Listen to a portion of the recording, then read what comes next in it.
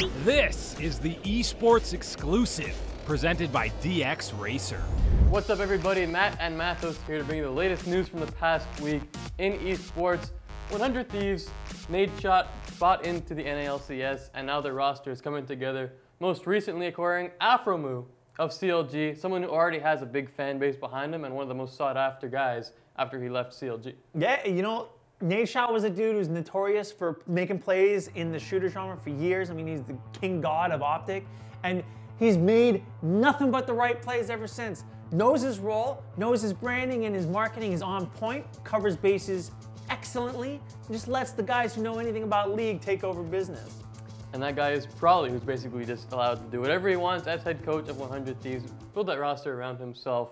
Over to the Kespa Cup, KT Rolster came out on top with their super team that couldn't make Worlds last year. They took down Longzhu, and things keep getting worse for Longzhu on top of that. Yeah, well, you know, we start off with KT finally getting a win, which is great. You know, it was close but no cigar. They get a W, great for them. Unfortunately for Longzhu, life kicks you when you're down. Khan gets suspended for one game and fined $920 for being mildly racist in November. It's a no-tolerance policy on anything, so telling a bunch of Chinese guys that they can't win in Dota classifies as racism, according to Riot, apparently. Apparently. Definitely harsh, and, you know, just kind of doesn't seem necessary, but again, imagine every time someone said, and it is better than EU, you got told you were a racist. Fine 'em. It's like, okay, my bad, I guess. Let's stick with suspensions. Philadelphia Fusion going to be without a member for quite a while after he was doing some account boosting. Yeah, Sato is out till at least May, slapping with a 30-game suspension. Apparently, he needed the money to support his family and figured that the short-term gain would benefit him greater than long-term employment. As such, he's out, and it's pretty unfortunate for Fusion because once again, life keeps kicking you when you're down. The Fusion are going to be missing the preseason. They couldn't get any of their players to fly in on time, and one of the negatives of having a full team from 10 countries across the board is getting people with passports all lined up in a neat row. So if you're a fan of the Fusion, I hope you're a fan of the Shock because they'll be replacing them in the exhibitions for the next couple days. Yeah, I don't really know how you can be a fan of the Fusion just yet. I mean, we haven't even seen the team play, but poor thing for the Fusion is there's going to be all this gear being released coming out shortly, team jerseys, IRL, and in-game, so that's pretty unfortunate. Yeah, this is the primo opportunity to blow your early financial wad.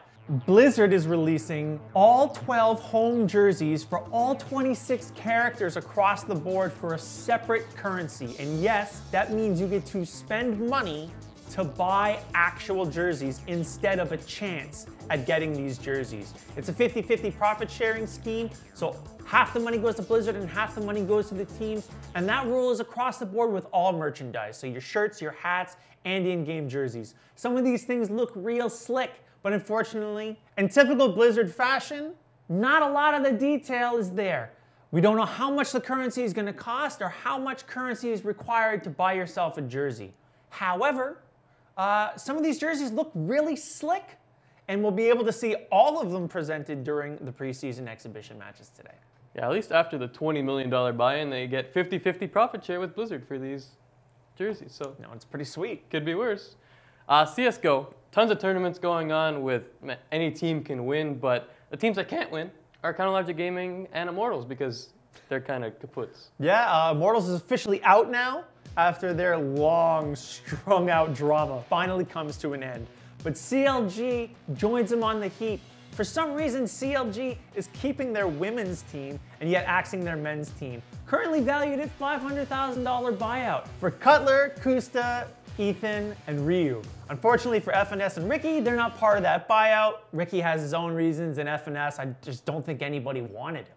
According to FNS, turned out that a bunch of internal conflict kept guys from being a gelled up team. CLG just decided to cut their losses. Too bad for CLG, a storied organization, but no more CSGO unless it's that CLG Red women's team, which we'll have to see. Get hype. Get hype, exactly. Let's wrap up things with Dota 2. The International 7 champs, Team Liquid, made the finals at Dream League, but they couldn't add another trophy to that trophy case. Yeah, unfortunately for Team Liquid, it's been a rough start for the TI champs. Secret has bopped them 3 times in a row now, starting First Blood back in Hamburg. They ran the janitorial shuffle all over them in winners and grand final, sweeping them 3-0. On top of the leaderboards now is Team Secret, and a little bit of a budding rivalry is going on between Liquid and Secret. Hopefully this turns out to have some kind of fruit that isn't just Liquid getting stomped over and over and over again.